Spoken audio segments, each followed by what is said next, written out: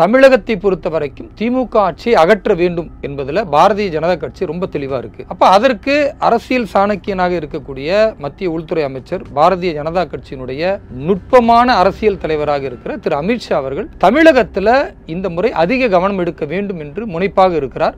அதற்காக கட்சி நிர்வாகிகளை மிகச்சிறப்பாக செயல்படுவதற்கு தொடர்ந்து ஆலோசனைகள் வழங்குகிறார். ஒவ்வொரு மாதத்திற்கும் ஒரு முறை நேரடியாகவே தேர்தல் வரை வந்து அந்த ஏற்பாடுகளை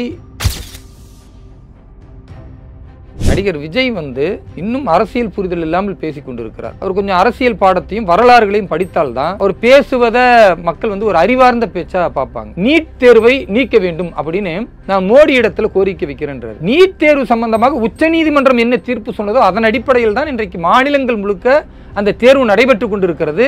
இதுல மத்திய அரசுடைய வேலை ஒண்ணுமே கிடையாது. ஆனா அவர் யாரிடத்தில் ஒரு கேள்வியை வைக்க வேண்டும் கூட தெரியாமல் பேசுகிறார்னா அவருக்கு அரசியல் புரிதல் இல்ல. இனிமேல் தான் அவர் இது சம்பந்தமா தெரிந்து கொள்ளணும்னு நான் நினைக்கிறேன். கச்சத்தீவை மீட்பது என்பது நிச்சயமாக அது நடக்கும். அது திரு விஜய் அவர்களுக்காகவோ அல்லது காங்கிரஸ் திமுகவிற்காகவோ அல்ல, தமிழக மக்களின் மீது திரு நரேந்திர மோடிக்கு இருக்கக்கூடிய நல்லெண்ணம், இந்த மக்களை மிகச்சிறப்பாக முன்னேற்ற வேண்டும் என்கிற ஒரு அற்புதமான குணம், அந்த அடிப்படையில் அவர் நிச்சயமாக மீட்பார். விஜய் அவர்களுக்கு திராணி இருந்தால் காங்கிரசும் திமுகவும் தான் கச்சத்தீவு இழப்பதற்கு காரணமானவர்கள் என்று பேசுவதற்கு அவருக்கு யோகியதை இருக்கணும். அது இல்லாம மடைமாற்றம் செய்கிறார். திமுகவுடைய பி டீமா இவர்னு எல்லாரும் கேட்கிறாங்க இல்லையா, இவர் பேச்சு அதைத்தானே சொல்லுது. நரேந்திர மோடி அவர்களே, 3வது முறை உங்களை மக்கள் ஆட்சியை அமைத்திருக்கிறார்கள். ஒட்டுமொத்த மக்களுக்கு நீங்கள் நன்மை செய்வதற்கா அல்லது இஸ்லாமிய நண்பர்களுக்கும் இஸ்லாமிய தோழர்களுக்கும் நீங்கள் சதி செய்வதற்காகவா அப்படின்னு கேட்கிறாரு. என்ன சதி செய்து விட்டார் நரேந்திர மோடி? அவர் பேசுறதுக்கு திராணி இருக்கா? மக்களுக்கு மத்தியில் அத்தனை லட்சம் மக்களுக்கு மத்தியில் நீங்க விஷத்தை கேட்கிறீங்க. பாய்சன் திமுக சொல்லக்கூடிய விஜய் மனசு முழுக்க பாய்சன் இருக்கா இல்லையா? நடிகர் விஜய் அவர்கள் திரு நரேந்திர மோடி அவர்களை இஸ்லாமிய மக்களுக்கு எதிராக சதி செய்கிறான்னு சொன்னதை அவர் மன்னிப்பு கேட்கணும், அந்த வார்த்தையை வாபஸ் வாங்கணும். அப்படி இல்லைன்னா அவர் யோக்கியனா இருந்தா, உண்மையாகவே இஸ்லாமியர்கள் மீது நலன் காக்கக்கூடியவராக இருந்தா ஒரு பொது விவாதத்திற்கு அவரோ அல்லது அவர் கட்சியில் உள்ள முக்கிய நிர்வாகிகள் வர தயாரா? நாங்கள் தயார், பேச தயாரா இருக்கும். நீ எந்த விஷயத்தை வேணா கொண்டு வா. நீ வழக்கம் போல திமுக ஜால்ரா அடிக்கிற மாதிரி ஆர்டிகல் 370 இருக்கட்டும், ட்ரிபிள் தலாக்கா இருக்கட்டும், சிஏஏவா இருக்கட்டும், வக்ஃப் அமெண்ட்மெண்ட் ஆக்டா இருக்கட்டும், எதெல்லாம் திமுக சொல்லுகிறதோ அந்த திமுக சொல்லுவதை அது கக்கிற வாந்திய அள்ளி பிடிக்கிற திரு விஜயை பார்த்து நான் சொல்றேன்.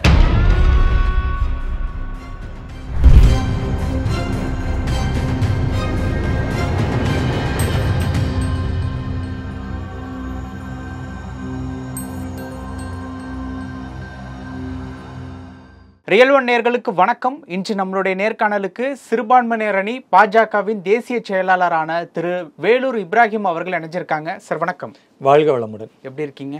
இறைவனர்களால் சிறப்பாக இருக்கேன். இன்னைக்கு நெல்லையில் பூத் கமிட்டி ரிலேட்டபிளாக அமித்ஷா அவர்கள் வருகை புரியுறாங்க. இப்போ நேற்று மதுரையில் விஜய் அவர்களுடைய மாநாடு நடந்து முடிஞ்சிருக்கு. 2 மாதங்களுக்கு முன்னாடி திமுகவினுடைய பொதுக்குழு கூட்டம் மதுரையில் தான் நடத்தப்பட்டது, உதயநிதி தலைமையில். எல்லாருமே தென் தமிழகத்தை ஃபோக்கஸ் பண்ணுறதுக்குன்னு பர்டிகுலராக ஏதாவது காரணம் இருக்கா? பாரதிய ஜனதா கட்சியை பொறுத்த வரைக்கும் கடந்த முறை நாங்கள் 2 மாதத்துக்கு முன்னால் பார்த்தீங்கன்னா மதுரையில் ஒரு மிகப்பெரிய மாநாடு நடத்தினோம். அதுலேயும் அமித்ஷா அவர்கள் கலந்துக்கிட்டாங்க. அதே போன்று வேலூரில் ஒரு பெரிய மாநாடு நடத்தினோம், அதுலேயும் கலந்துக்கிட்டாங்க. பிறகு இப்போது நெல்லையில் நடக்குது. தேர்தல் வரக்கூடிய நேரம் என்பதனால தமிழகம் முழுக்க பிரம்மாண்டமான பூத் கம்யூனிட்டி மாநாடுகள், அதே போன்று மக்களை விழிப்புணர்வு அடைய செய்வதற்கான ஏற்பாடுகள் இதெல்லாமே நடக்கும். சமீப கால நிகழ்வுகள் எல்லாமே தென் தமிழகத்தை நோக்கி தானே நடக்குது. பிற கட்சிகளை பற்றி எங்களுக்கு தெரியாதுல்ல. பாரதிய ஜனதா கட்சியை பொறுத்த வரைக்கும் மதுரையில் நடத்தியிருக்கிறோம், சென்னையில் பிரம்மாண்டமாக நடத்தியிருக்கிறோம். அதே மாதிரி நீங்கள் பார்த்தீங்கன்னா இப்போ திருநெல்வேலியில் நடத்தி கொண்டிருக்கிறோம். இது இவர் திருநெல்வேலி அந்த பகுதியை சார்ந்த ஒரு 29-30 சட்டமன்ற பகுதியில் ஒன்று திரட்டி அந்த மக்களுக்கான ஒரு நிகழ்ச்சியாக இது நடக்குது. இப்படி தமிழகம் முழுக்க நடக்க போது முதல் மாநாடு என்பது திருநெல்வேலியிலிருந்து ஆரம்பமாக இருக்கு. இந்த பூத் கமிட்டி ரிலேட்டபிளான சில விஷயங்களுக்காக அமித்ஷா அவர்கள் வர்றாங்க இல்லையா, அதில் என்னென்ன விஷயங்கள் இருக்கிறதுனால அமித்ஷா அவர்களே நேரடியாக வர்றாங்க? தமிழகத்தை பொறுத்த வரைக்கும் திமுக ஆட்சியை அகற்ற வேண்டும் என்பதில் பாரதிய ஜனதா கட்சி ரொம்ப தெளிவாக இருக்கு. அப்போ அதற்கு அரசியல் சாணக்கியனாக இருக்கக்கூடிய மத்திய உள்துறை அமைச்சர் பாரதிய ஜனதா கட்சியினுடைய நுட்பமான அரசியல் தலைவராக இருக்கிற திரு அமித்ஷா அவர்கள் தமிழகத்தில் இந்த முறை அதிக கவனம் எடுக்க வேண்டும் என்று முனைப்பாக இருக்கிறார். அதற்காக கட்சி நிர்வாகிகளை வந்து மிகச்சிறப்பாக செயல்படுவதற்கு தொடர்ந்து ஆலோசனைகளை வழங்குகிறார்.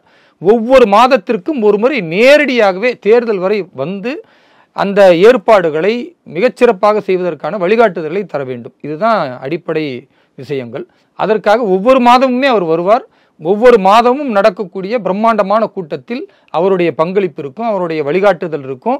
திமுகவை அகற்றிய ஒரு சந்தோஷமான செய்தி தமிழக மக்களுக்கும் மத்தியில் உள்ள பாரதிய ஜனதா கட்சியினுடைய காரியகர்த்தாக்கள் அனைவர்களுக்கும் கொண்டு போய் சேர்ப்பதற்கான ஒரு அற்புதமான முயற்சி. அதனால் திரு அமித்ஷா அவர்கள் பல மாநிலங்களில் வெற்றி பெறுவதற்கும் பாரதிய ஜனதா கட்சி ஆட்சி அமைவதற்கும் அல்லது கூட்டணி ஆட்சி அமைவதற்கும் சிறப்பான முன்னுதாரணத்தை ஏற்படுத்தியிருக்கிறார். அப்படிப்பட்ட தலைவர் தமிழகத்திலும் மீண்டும் ஒரு புரட்சியை, ஒரு மாற்றத்தை ஏற்படுத்த அவரின் தலைமையில இங்கு பாரதிய ஜனதா கட்சியினுடைய நிர்வாகிகள் ஒன்று திரள்கிறார்கள். இப்போ அமித்ஷா அவர்கள் நெல்லையில் அந்த பூத் கமிட்டி ரிலேட்டபிளான விஷயங்களுக்கு வர்றதுக்கு இப்போ டிஎம்கே ஏடிஎம்கே பூத் கமிட்டியில் ரொம்பவே ஸ்ட்ராங்காக இருக்காங்க எல்லா காலகட்டத்திலையுமே. இப்போ அந்த மாதிரியான ஒரு விஷயத்தை ஸ்ட்ராங் பண்ணும் அப்படிங்கிறதுக்காக தான் அமித்ஷா அவர்களே நேராக வர்றாங்களா? கட்சியை பொறுத்த வரைக்கும் ஒரு பூத் வலிமையாக இருந்தால் அந்த சட்டமன்றத்தை வெல்ல முடியும். வெறுமன பிரச்சாரம், வெறுமன ஊடகத்துடைய வெளிச்சத்தால் மட்டுமே மக்களை கவர முடியாது. ஆனால் மக்களுக்கு என்ன மத்திய அரசின் திட்டங்கள் போய் சேர்ந்திருக்கு, பாரத பிரதமருடைய அந்த எண்ணங்களும் நோக்கங்களும் சாதாரண பாமர அடித்தட்டு மக்களுக்கும் நடுத்தர மக்களுக்கும் சென்று சேர்ந்திருக்கிறதா என்பதை அந்த பூத் வலிமையாக இருந்தால் தான் சென்று சேர்ந்து இருக்கிறது நம்ம வந்து புரிந்து கொள்ள முடியும். அதனால் இன்றைக்கு பாரதிய ஜனதா கட்சி தேர்தல் வருவதற்கு முன்னால் ஒவ்வொரு பூத்திலும் வலிமையான பாரதிய ஜனதா கட்சியினுடைய காரியகர்த்தாக்கள் அங்கு உற்சாகமாக செயல்பட வேண்டும். அங்கு இருக்கக்கூடிய ஒவ்வொரு மக்களையும் சந்திக்க வேண்டும், திட்டங்களை கொண்டு போய் சேர்க்க வேண்டும். அதற்காக பூத் கமிட்டியினுடைய மாநாடு தமிழகம் முழுக்க நடக்கப் போகிறது. அதில் முன்னுதாரணமாக முதன்மை மாநில மாநாடாக திருநெல்வேலியில் மத்திய உள்துறை அமைச்சர் அமித்ஷா அவர்களுடைய தலைமையில் இப்போ நடக்கிறது. இது வெற்றிக்கான மாநாடு, தேர்தல் மாற்றத்திற்கான மாநாடு, திமுகவை அகற்றுவதற்கான மாநாடு. அப்படிப்பட்ட அற்புதமான மாநாடு வெகுஜன மக்களுக்கு போய் சேரும். அமித்ஷா அவர்களே நேரடியாக வந்து பூத் கமிட்டி மாநாடை வந்து நடத்துகிறாங்க அப்படின்னா பாஜக அதிக தொகுதிகளில் நிற்க போகுது அப்படிங்கிற மாதிரி எடுத்துக்கலாமா? தேசிய ஜனநாயக கூட்டணியில் இன்றைக்கு தமிழகத்தில் அனைத்து இந்திய அண்ணா திராவிட முன்னேற்ற கழகம் தலைமை வகிக்கிறது. அதனால் அவர்கள்தான் எவ்வளவு கூட்டணி கட்சிகளுக்கு தர வேண்டும் என்று முடிவு செய்யக்கூடிய இடத்தில் இருக்கிறார்கள். அப்படிப்பட்ட நிலையில் பாரதிய ஜனதா கட்சியும் எங்களோடு இருக்கக்கூடிய பல்வேறு கட்சிகளும் அனைத்து இந்திய அண்ணா திராவிட முன்னேற்ற கழகத்தோடு நட்பு ரீதியில் பேசி எத்தனை தொகுதிகள் பெற முடியும் என்பதை தேசிய தலைமை என்ன அறிவுறுத்துகிறதோ அந்த அடிப்படையில் எங்களுடைய தலைவர்கள் பேசுவார்கள். நல்ல முடிவு இருக்கும். எவ்வளவு தொகுதிகள் என்பது இரண்டாம் பட்சம்தான். திமுகவை அகற்ற வேண்டும், தமிழகத்தில் இருந்த ஒவ்வொரு அநியாயக்காரர்களையும் விரட்ட வேண்டும். அதற்கான ஏற்பாடத்தை நாங்கள் கவனமாக இங்கே பிரச்சாரத்தில் மேற்கொள்கிறோம். கணிசமான தொகுதிகள் நிற்க போறாங்க அப்படிங்கிற மாதிரி எடுத்துக்கலாமா? கண்டிப்பாக இரட்டை இலக்கத்தில் நிச்சயமாக நாங்கள் தேர்தல் களத்தில் நிற்போம். அதாவது சென்ற முறை நின்ற இடங்களை விட அதிகமான இடங்கள் கண்டிப்பாக இருக்கும். இப்போ அதனால தான் அமித்ஷா அவர்கள் நேரடியாக வர்றாங்க அப்படிங்கிற மாதிரியான ஒரு விஷயமா இருந்தாங்க. தேர்தலில் எவ்வளவு இடங்கள் நாங்கள் நிற்போம் அதற்காக அமித்ஷா அவர்கள் வருகிறாரான கிடையாது. பாரதிய ஜனதா கட்சியின் நோக்கம் என்ன அப்படின்னா திமுக என்கிற ஆட்சியை அகற்ற வேண்டும். ஏன்னா இவர்கள் ஆட்சிக்கு வரும் பொழுது சொன்ன எந்த வாக்குறுதியும் நிறைவேற்ற மக்களை ஏமாத்தி இருக்காங்க. அதை பத்தி நம்ம பேசுவோம். இப்போ அமித்ஷா வர்றதுக்கு உண்டான மெயினான விஷயம் பூத் கமிட்டி ரிலேட்டபிளான ஒரு விஷயத்துக்காக தான். கணிசமான ஒரு இடங்கள்ல கண்டிப்பா பாஜக அதிமுகவினுடைய கூட்டணியில வந்து போட்டியிட போகுது. அந்த கணிசமான இடங்கள்னா எந்த அளவுக்கு அப்படிங்கிற மாதிரி ஒரு அதை வந்து நீங்களும் நானும் யூகிக்க முடியாதுங்க. அதான் சொல்றேன், அந்த யூகத்திற்கே எங்களுக்கு வேலை இல்லை. கண்டிப்பாக இரட்டை இலக்கத்துல பாரதிய ஜனதா கட்சி நிற்கும், வெல்லும். அது எத்தனை தொகுதிகள் என்பதை தேர்தலுக்கு முன்னால் எங்களுடைய தேசிய தலைமை அறிவுறுத்தலின் பேரில் இங்க இருக்கக்கூடிய தலைவர்கள் அனைத்து இந்திய அண்ணா திராவிட முன்னேற்ற கழகத்தோடு பேசி ஒரு நல்ல முடிவை காண்பார்கள்.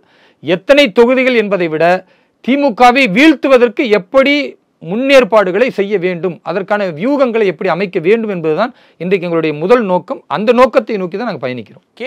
ராதாகிருஷ்ணன் அப்படிங்கிற திமுகவினுடைய முன்னாள் நிர்வாகி பாஜகவில் இணைய போறதா சில தகவல்லாம் வந்துகிட்டு இருக்கு. என்ன மாதிரியான விஷயங்கள் சார் அது? தேர்தலை பொறுத்த வரைக்கும் இங்கே இயல்பா எல்லா கட்சிகளிலிருந்தும் வெவ்வேறு கட்சிக்கு மாறுவது இயல்பாக இருக்கும். அது ஒரு புதிய விஷயம் கிடையாது. அனைத்து இந்திய அண்ணா திராவிட முன்னேற்ற கழகத்திலிருந்து பாஜகவில் வந்து இணைகிறார்கள், திமுகவிலிருந்து பாஜகவில் வந்து இணைகிறாங்க, இன்னும் பல கட்சிகளிலிருந்து பாஜகவில் வந்து இணைகிறார்கள். ஒரு சில நபர்கள் இந்த கட்சியில் எதிர்பார்த்தது கிடைக்கல அல்லது இந்த கட்சியில் ஒரு சில விரக்திகள் எனிதிங் ஏதோ ஒன்று இருக்கும் அப்படின்னா அவர்கள் பாஜகவிலிருந்து கூட தேர்தல் நேரத்தில் வேற கட்சியில் போய் சேரலாம். இது வந்து தனிநபர்கள் ஒவ்வொரு கட்சியிலிருந்து மாறுவது என்பது எல்லா கட்சியிலும் நடப்பதுதான். இன்றைக்கு திமுகவிலிருந்து அதிகமாக பாஜகவை நோக்கி வருகிறார்கள் என்றால் திமுக வீழப்போகிறது என்று அந்த கட்சியில் நீண்ட காலமாக இருக்கக்கூடிய நிர்வாகிகள் புரிந்திருக்கிறார்கள். அதனால பாரதிய ஜனதா கட்சியை நோக்கி படையெடுக்கிறார்கள். படையெடுக்கிறது நிர்வாகிகளோட நிற்குமா இல்லை கூட்டணி வரைக்கும் நீளுமா? திமுகவோட எப்படிங்க கூட்டணி அமைக்க முடியும்? இல்ல திமுக கூட்டணியில இருக்கக்கூடிய கட்சிகள் பாஜக ஏடிஎம்கே கூட்டணிக்கு வருமான்னு கேட்கிறேன். அது காலம்தான் பதில் சொல்லும். எடப்பாடி அவர்கள் சுற்றுப்பயணத்துல பதில் சொல்லிக்கிட்டே இருக்காரு. திமுகவில் இருக்கக்கூடிய ஒரு 2 பெரிய கட்சிகள் எங்க கூட பேச்சுவார்த்தை நடத்திக்கிட்டு இருக்காங்க, தேர்தல் நெருங்குற நேரத்தில் வர்றாங்க அப்படிங்கிறதுனால தான் இந்த கேள்வியை கேட்குறேன். அது நீங்க அதிமுகவுடைய பேச்சாளர்கள்ட்ட தான் நீங்க கேட்கணும். எங்களை எடப்பாடி அவர்கள் பேச்சாளர்கள் பேசல. நான் சொல்லுவது அவர் பேசுவதை நீங்க இப்போ வந்து நேர ஐயா எடப்பாடி அவர்களை கூப்பிட்டு கேட்க முடியாது இல்லையா? அதிமுகவை சார்ந்த யாராவது ஸ்போக்ஸ் பர்சன் இருப்பாங்க, அவங்கள கூப்பிட்டு தான் நீங்க கேட்கணும். எங்களை பொறுத்தவரை பாரதிய ஜனதா கட்சி தேசிய ஜனநாயக கூட்டணி அனைத்து இந்திய அண்ணா திராவிட முன்னேற்ற கழகம் தலைமை இருக்கிறது. அவர்கள் தமிழகத்தில் சட்டமன்ற தேர்தலில் யாரையெல்லாம் கூட்டணியில் இணைக்க வேண்டும் என்று விரும்புகிறார்களோ தாராளமாக அவர்கள் இணைக்கலாம். அதனால தான் அவர்கள் தலைமையேற்று நடத்தி கொண்டிருக்கிறார்கள். அவர் முயற்சி எடுக்கிறார், அந்த முயற்சி வெல்ல வேண்டும் என்பது எங்களுடைய எதிர்பார்ப்பு. ஓகே, நேற்று விஜய் அவர்களுடைய மாநாடு ஸ்பீச்சை வந்து கவனிச்சிருப்பீங்க அப்படின்னு நினைக்கிறேன். மோடி அவர்களுடைய பேரை ரொம்ப ஃபுல்லாக மென்ஷன் பண்ணி பேசி அவங்க ரிலேட்டபிளான பல விஷயங்களை வந்து விமர்சனம் பண்ணது, குறிப்பாக நீட் ரிலேட்டபிளான விஷயத்தையும் கச்சத்தீவை எங்களுக்கே மீட்டு கொடுக்கணும், மீனவர்கள் பல பேர் வந்து கொலை செய்யப்பட்டுக்கிட்டு இருக்காங்க அப்படிங்கிற மாதிரியான ஒரு விஷயத்தை வந்து பேசி சொல்லியிருந்தாங்க. இதற்கு அண்ணாமலை அவர்கள்ட்ட கேட்கும்போது அவர்கிட்டேருந்து சில கருத்துக்களும் வந்து சொல்லப்பட்டுச்சு. நீங்கள் என்ன நினைக்கிறீங்க? நடிகர் விஜய் அவர்கள் அரசியல் பாடத்தை இன்னும் சரியாக படிக்க வேண்டும் நினைக்கிறேன். தவறு செய்தவர்கள் ஒருவர், தண்டிக்கக்கூடியவர்கள் ஒருவர் அப்படின்னா அது நீதி கிடையாது. பட் இன்னைக்கு நான் சொல்லுவது என்ன, அவங்கள்ட்ட வைக்கிற கேள்விக்கு நான் பதில் சொல்லுவேன். நடிகர் விஜய் வந்து இன்னும் அரசியல் புரிதல் இல்லாமல் பேசி கொண்டிருக்கிறார். அவர் கொஞ்சம் அரசியல் பாடத்தையும் வரலாறுகளையும் படித்தால்தான் அவர் பேசுவதை மக்கள் வந்து ஒரு அறிவார்ந்த பேச்சா பார்ப்பாங்க. நீட் தேர்வை நீக்க வேண்டும் அப்படின்னு நான் மோடி இடத்துல கோரிக்கை வைக்கிறேன்றாரு. நீட் தேர்வு சம்பந்தமாக உச்சநீதிமன்றம் என்ன தீர்ப்பு சொன்னதோ அதன் அடிப்படையில் தான் இன்றைக்கு மாநிலங்கள் முழுக்க அந்த தேர்வு நடைபெற்று கொண்டிருக்கிறது. இதுல மத்திய அரசினுடைய வேலை ஒண்ணுமே கிடையாது. ஆனா அவர் யாரிடத்தில் ஒரு கேள்வியை வைக்க வேண்டும் கூட தெரியாமல் பேசுகிறார்னா அவருக்கு அரசியல் புரிதல் இல்லை. இனிமேல் தான் அவர் இது சம்பந்தமா தெரிந்து கொள்ளணும்னு நான் நினைக்கிறேன். ரெண்டாவது, அவர் சொல்றது கச்சத்தீவை மீட்க வேண்டும்னு. கச்சத்தீவை மீட்க வேண்டும் ஸ்டாலின் அவர்கள் எப்படி ஒரு நாடகம் ஆடுகிறாரோ அந்த நாடகத்தின் ஒரு பகுதியாக தான் திரு விஜய் அவர்களுடைய பேச்சை பார்க்கிறேன். கச்சத்தீவை மீட்க வேண்டும் என்றால் கச்சத்தீவு யாரால் இழக்கப்பட்டது? இதே திமுகவும் காங்கிரசினுடைய கயவர்களால் தான் கச்சத்தீவு இழந்தது. இந்த பாரத தாயினுடைய ஒரு கைகளை வெட்டி வீசுவது மாதிரி கொஞ்சம் கூட யோசிக்காமல் இலங்கை இடத்துல இவர்கள் கொடுத்தார்களே, அப்படிப்பட்ட காங்கிரஸை கண்டிச்சு ஏதாவது விஜய் பேசினாரா? திமுக செய்த அயோக்கியத்தனம் ஏதாவது பேசினாரா? நீங்கள் மீட்டு கொடுங்கள்ல, மீட்டு கொடுப்பதற்கு நிறைய இரு நாடுகளுக்கு மத்தியில் உள்ள உறவுகள் சம்பந்தமாக பேச வேண்டும். அதை மீட்பதாக இருந்தால் லீஸுக்கு எடுக்கணுமா, 100 ஆண்டுகள் எடுக்கணுமா, இல்ல வேறு வித பிரச்சனைகள் இல்லாமல் மீனவர்கள் கச்சத்தீவுக்கு போயிட்டு வருவதற்கான ஏற்பாடுகள் செய்யணுமா? அதெல்லாம் மத்திய அரசு தொடர்ந்து செய்து கொண்டு வருகிறது. அதனாலதான் காங்கிரஸ் ஆட்சி காலத்துல 500க்கும் மேற்பட்ட மீனவர்கள் இறந்து போனார்கள். எப்படி இறந்து போனாங்க? இலங்கையில் இருக்கக்கூடிய அந்த இராணுவத்தினர் சுட்டு கொண்டார்கள் நம்முடைய மீனவர்களை. ஆனால் பாரத பிரதமர் திரு நரேந்திர மோடி அவர்களுடைய நல்லாட்சியில ஒரே ஒரு நபர் மட்டும்தான் கொல்லப்பட்டிருக்கிறார். அப்படி இருந்தும் உடனடியாக மத்திய நிதி அமைச்சர் நேரடியாக அவங்க வீட்டுக்கு போனதோடு இல்லாம இது போன்ற சம்பவங்கள் நடக்காது என்று இலங்கை தரப்பிலிருந்து பேசக்கூடிய அளவிற்கு முன்னேற்பாடை பாரத பிரதமர் செய்திருக்கிறார். அதனால கச்சத்தீவை மீட்பது என்பது நிச்சயமாக அது நடக்கும். அது திரு விஜய் அவர்களுக்காகவோ அல்லது காங்கிரஸ் திமுகவிற்காகவோ அல்ல, தமிழக மக்களின் மீது திரு நரேந்திர மோடிக்கு இருக்கக்கூடிய நல்லெண்ணம், இந்த மக்களை மிகச்சிறப்பாக முன்னேற்ற வேண்டும் என்கிற ஒரு அற்புதமான குணம், அந்த அடிப்படையில் அவர் நிச்சயமாக மீட்பார். விஜய் அவர்களுக்கு திராணி இருந்தால் காங்கிரசும் திமுகவும் தான் கச்சத்தீவு இழப்பதற்கு காரணமானவர்கள் என்று பேசுவதற்கு அவருக்கு யோகியதை இருக்கணும். அது இல்லாம மடைமாற்றம் செய்கிறார். இரண்டாவது, விஜய் அவர்கள் எப்படி திமுக இஸ்லாமியர்களை வாக்கு வங்கிக்காக பயன்படுத்துவதற்கு தவறான ஒரு ஆயுதத்தை கையில் எடுக்கிறதோ அதே ஆயுதத்தை தான் இவர் எடுக்கிறார். திமுகவுடைய பி டீமா இவர்னு எல்லாரும் கேட்கிறாங்க இல்லையா? இவர் பேச்சு அதைத்தானே சொல்லுது.